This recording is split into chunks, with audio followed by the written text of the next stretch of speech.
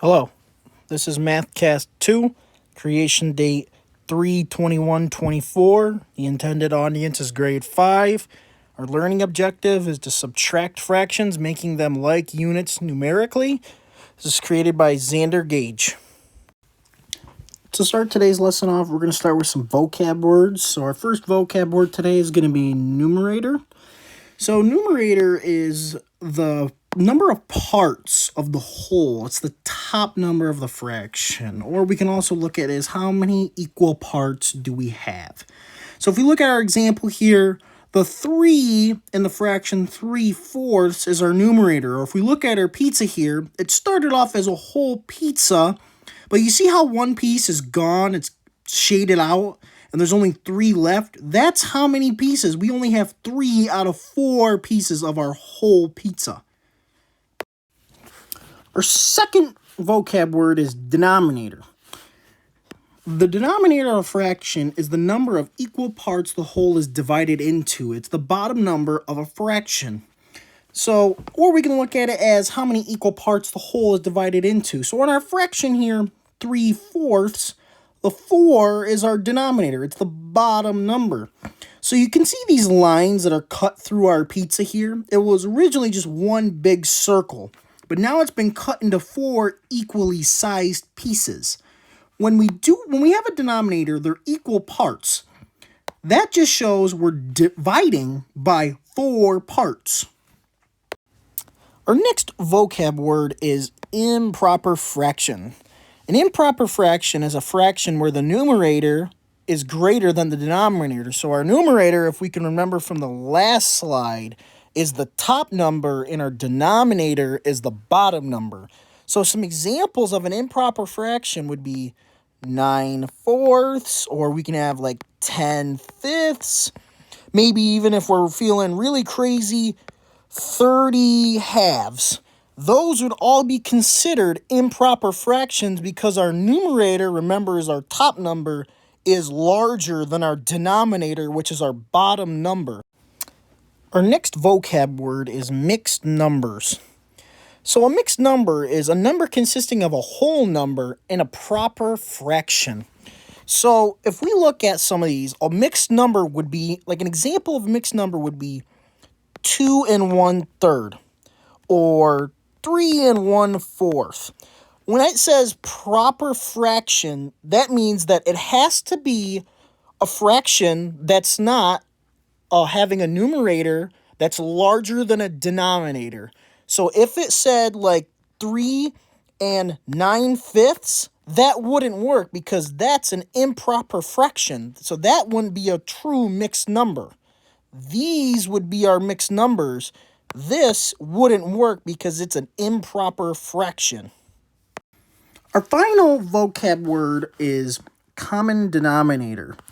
A common denominator is shared multiple of denominators of 2 or more fractions used to perform addition or subtraction operations on said fractions.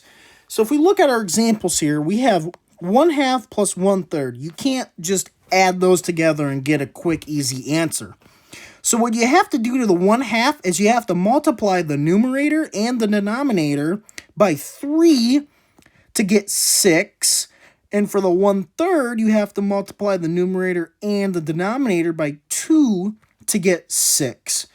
But what you have to do to the bottom, you have to do to the top as well. So that's how you get 3, 6 plus 2, 6, so you can easily just add them up. Same thing for subtraction. You can't just take away 1/4 from 1/5. So you multiply them together to get 20ths. So for the 4th, you multiply top and bottom by 5. For the 5th, you multiply top and bottom by 4 to get 5/20ths minus 4/20ths. Let's jump right into an example. Question 1. Generate equivalent fractions to get like units, then subtract. When it says generate equivalent fractions, that's really just saying get a common denominator. Let's look at number 1 for now.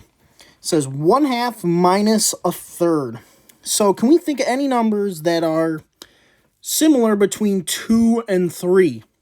6, right? So what we're going to do is we're going to put 1/2. What do we have to do to the bottom? We have to do to the top. So we're going to times the bottom by 3 and the top by 3. which will get us 3/6. And for a third, what you do to the bottom, you have to do to the top. So you times the bottom by 2 and the top by 2, which will get you 2/6. So we're going to take 3/6 minus 2/6, which will give us 1/6. By getting a common denominator, it makes it so much easier to subtract for these. There's some other ways we can do this. If we scroll down a little bit, we can use a number line. So if we have this number line here, so we can see on here that it's already broken down into 6, but we can also see above it that it's in thirds, and above the 3/6 is 1/2, because 1/2 is equivalent to 3/6. So our problem here is asking us, remember, to take away 1/2 from 1/3, or as we figured out, to take away 2/6 from 3/6. So if we do this, so each jump is only a 6. So if we go 1, 2, so each one of these jumps is taking away a 1/6, we'll end up at 1/6. All right, so now we're going to look at problem B here. So it's 7/10 minus a third. So a closest common denominator that I can think of is a 30. So we can do, for 7/10, we're going to have to times the top and bottom by 3, which would give us 21/30. And for the 1/3, we're going to have to times top and bottom by 10, which will give us 10/30. So if we take 21/30 minus 10/30 will give us 11/30.